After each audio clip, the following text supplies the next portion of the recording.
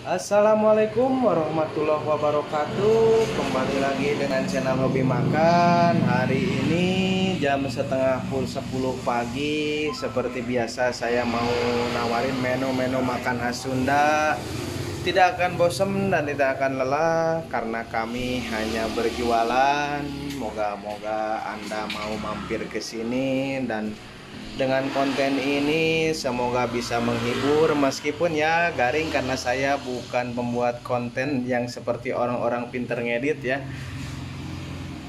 Jika kalian lewat ke daerah Cililin, mari mampir ke sini, lihatlah menu-menu khas Sunda seperti biasa kami jajakan tiap hari. Kami buka dari jam 7 pagi sampai jam 7 malam. Sekiranya berkenan, ayo mari mampir. Nah, ini salah satu menu kami yaitu ayam serundeng. Oh, enggak. Ayam serundeng pakai bumbu-bumbu khas-khas Sunda gitu. Oh, ini ati sapi, ini namanya rendang. Tuh, coba lihat tuh. Oke, sekian video dari saya. Mudah-mudahan bermanfaat bagi Anda.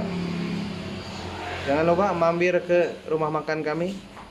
Wassalamualaikum warahmatullahi wabarakatuh.